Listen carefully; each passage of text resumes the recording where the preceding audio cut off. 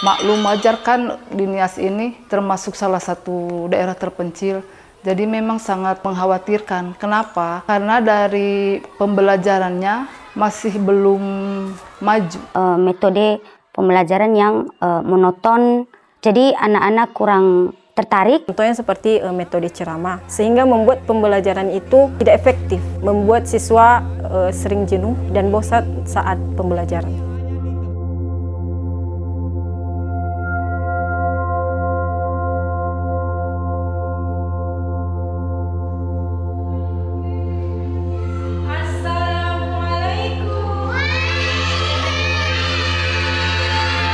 Nama saya Asmia Halawa, saya biasa dipanggil Mia, dan saya mengajar sejak tahun 2017 sampai sekarang. Nama saya Murniwati Gea, sebagai guru. Nama saya Heni Hedianti, saya salah satu guru dari SD Negeri. Saya sudah mengajar sekitar 17 tahun. Tanganku ada dua. Nama saya Murniati Zeka, dan sebagai kegiatan sehari-hari adalah mengajar di PAUD.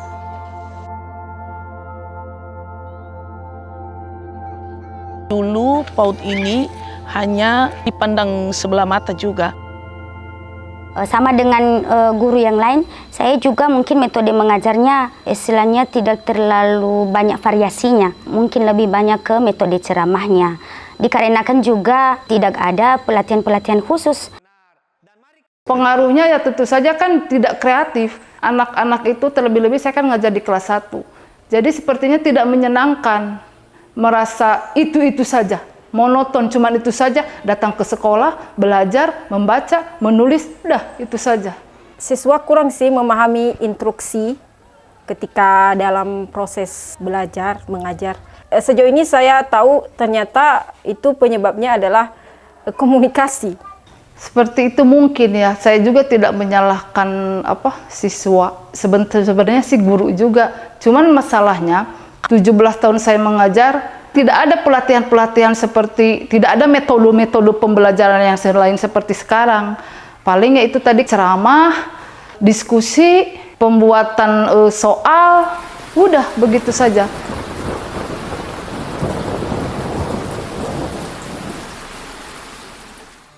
Setelah menempuh beberapa pelatihan, mengikuti beberapa pelatihan dari kreasi ini, saya banyak tahu bagaimana cara penggunaan media pembelajaran agar supaya tujuan pembelajaran ini bisa tercapai.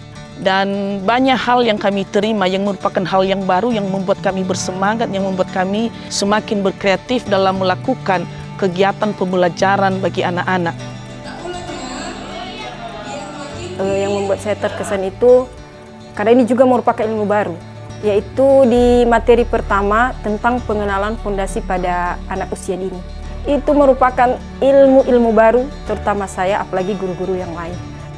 Setelah saya mengikuti pelatihan dari kreasi, pelatihan dari MT, jadi ada metode seperti base of learning, project, lebih ke project, terus belajar di luar, terakhir pembelajaran mendalam. Jadi kita dituntut lebih bermakna, kayak mindful learning, meaningful learning, dan joyful learning.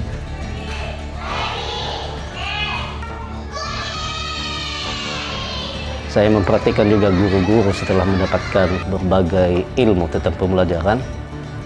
Bisa kita katakan bahwa ada perubahan signifikan daripada pelaksanaan pembelajaran di kelas masing-masing.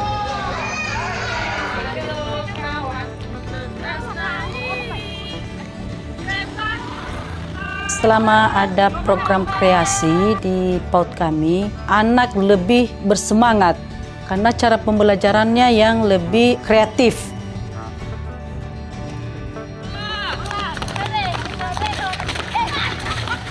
Tadi kan kalian sudah mengenal tentang kuman kebersihan lingkungan.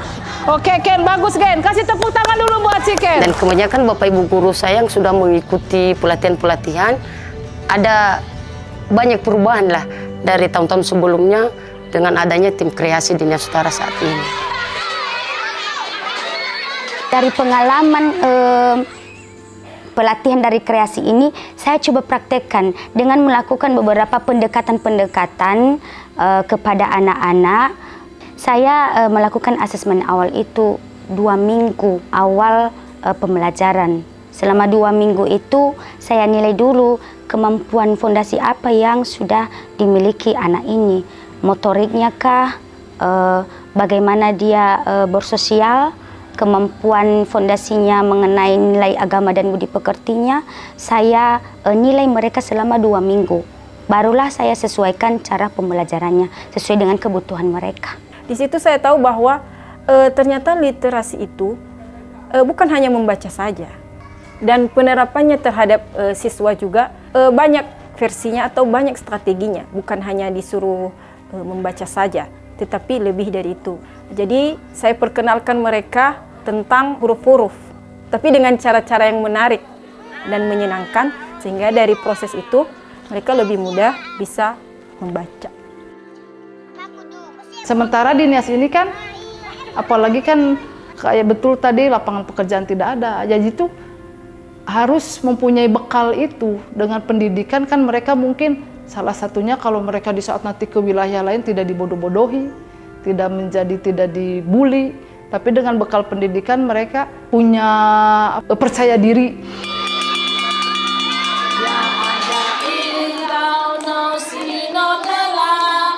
Sawah